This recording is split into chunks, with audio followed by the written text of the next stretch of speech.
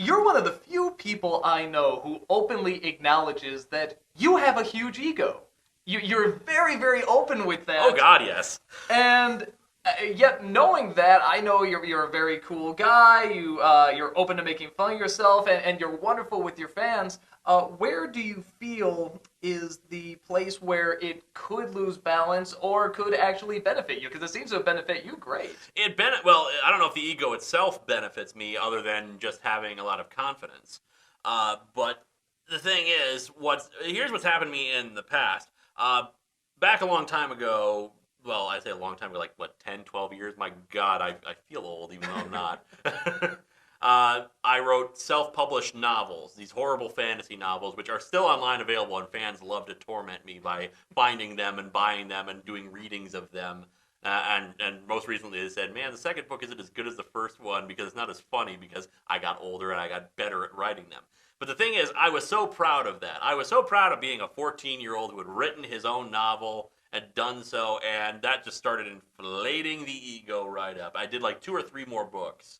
Uh, and from there, I just like, well, I got to keep this ego trip up. I got to promote these things and tell people all about it. Well, I know exactly what I'm doing. I started a web comic for a while, Lightbringer, which I drew and wrote myself, and finally got some harsh critiques that knocked some sense into me. But the thing is, the ego doesn't carry you very well if you don't actually have anything to back yourself up on it. And the stuff that I produced was crap. And it was not good crap. I mean, the fans like it because they like seeing where I was back then, and they get some enjoyment factor out of that. For me, though, it's like a popular writer, like judging Neil Gaiman on his first grade book reports or something like that. Of course, they're going to be crap compared to where they are right now. So in my case, it's seeing this ego trip kind of like smack me back down and realize I'm not as great as I thought I was. I got to build myself back up, be more humble, and get myself back to a point where I can justifiably have that ego, be more open with it. As somebody who also kind of acknowledges that he has a big ego and has feared having that take over me, I think something you sort of mentioned is that the failure can actually make you realize that, wow, when I fail, it really hurts, but when I'm good, I know not to take it too much for granted. And if anything, when you do succeed, you feel better. And the ego does sort of allow you to say, hey, I can do this, but I know I'm not perfect, but it still gives you the courage to do it. The other thing that helps out with that, especially with the fear of failure and knowing how glory is fleeting and all that, is seeing real life celebrities, real celebrities, not like internet celebrities like me. Real celebrities in the world who have like tabloid newspapers following them around. I see them destroying themselves in their own lives, and the damage they cause is because their egos get too much for them. So it's a constant knocking on the back of my head saying, don't get too full of yourself. Don't make the same mistakes others have made. Remember, this could all go away in a day. And don't let yourself make the same mistakes they do. Control what you say. Control what you do. Control the story, and don't let yourself be consumed by your own ego. Now, with this show, with the top of fourth wall and all these characters that you play a lot of them, and you have these storylines that have the strong continuity and they continue on.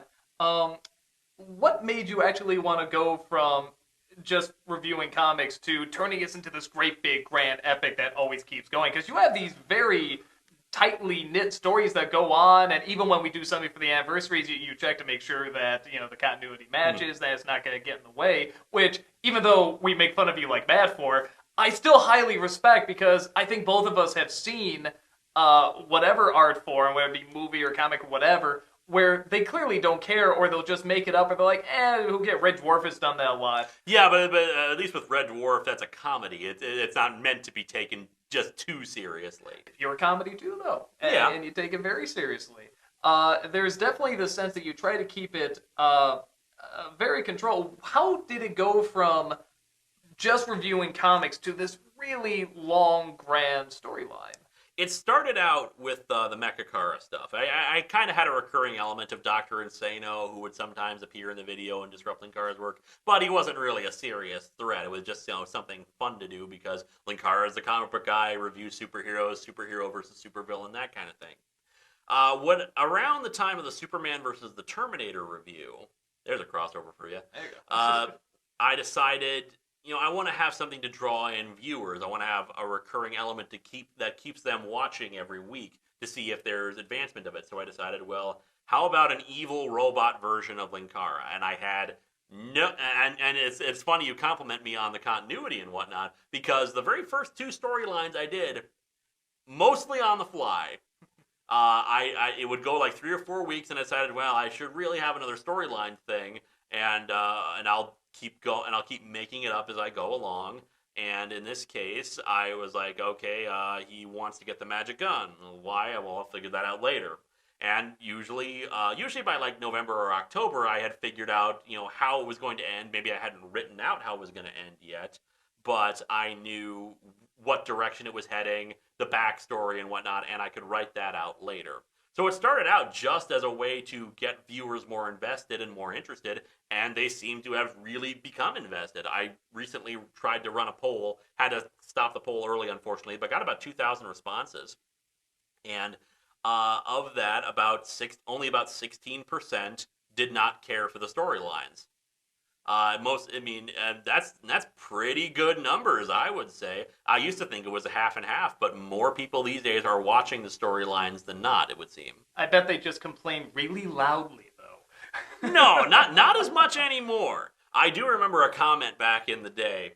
It had been like 2 months since the storyline episode, because when a storyline ends, I take a break to plan out the next one, relax a bit, so I don't have to do lots and lots of intense filming, especially for fight scenes and whatnot.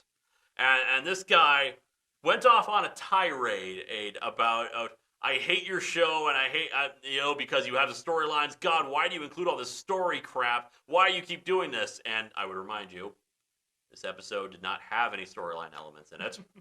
And it had been 2 months since I had done a storyline episode. He just brought this up right the hell out of nowhere. It's just this ranty tirade against them.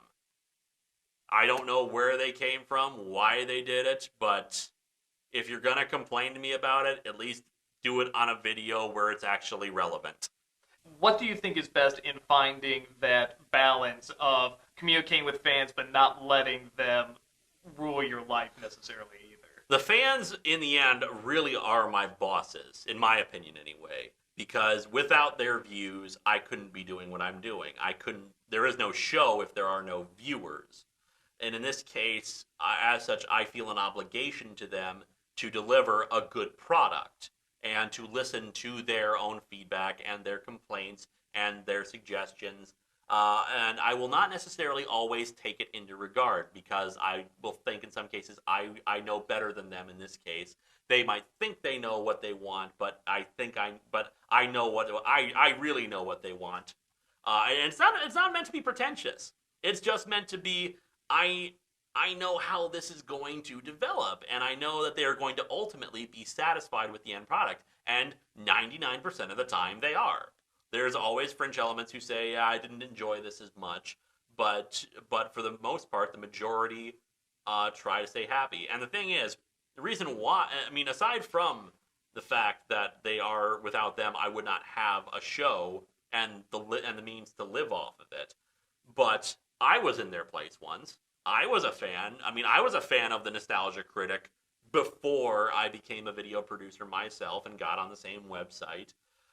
So I know where they are coming from. I understand where they're coming from, where they get really excited about something and get really hyped about something, and the love they feel about interacting with somebody. And if I can just bring a little bit of joy into their lives, why not? I'll retweet their own videos or their Kickstarter or something like that. If it brings them just a little bit of joy, why the heck not? What is the toughest thing you have ever had to go through, whether it be personal or professionally, and how did you get through it? Toughest thing I've had to go through. I lead a pretty charmed existence, I must say. toughest thing I've had to do, uh, hearing any kind of mass disappointment from people. It happens, not very often, but I do hear disappointment from fans sometimes where I just honestly they feel I've let them down, and it makes me feel depressed too because, like I said, I feel they are my bosses. That they are the ones who I could not do this without them. And if I ever see that kind of thing, I just want to be like, well, is there anything what can I do now in the future to do better with that? And that's really how I try to work through these kind of things. What is the proudest thing, whether it be professional or personal, that you feel you've ever done in your life?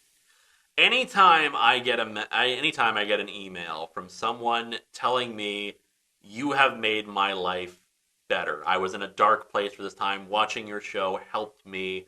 You made me laugh on days where it seemed like nothing could make me laugh. I always love to tell this story. Not necessarily a story, but this basic quote, because people sometimes ask me, how do you deal with all the troll hate that happens around you? You get people who say your show sucks, your show is horrible, you're not funny, you stretch too much for jokes, I hate everything you do, all that kind of stuff. How do you deal with that kind of stuff? How do you deal with someone telling you you'll never be as popular as the Bee Gees? That's a real comment, by the way. How do you deal with that? I have a job that allows me to be creative, allows me to work from home, allows me to set my own hours. I get to work with an awesome group of people who are smarter than me, who I am proud to call my friends. I am dating someone beautiful and wonderful who loves me, and I love them back. I have a great apartment. I have a great job. I have a great life. And people tell me that I have made their life better. What the hell is a troll going to say that's ever going to top that?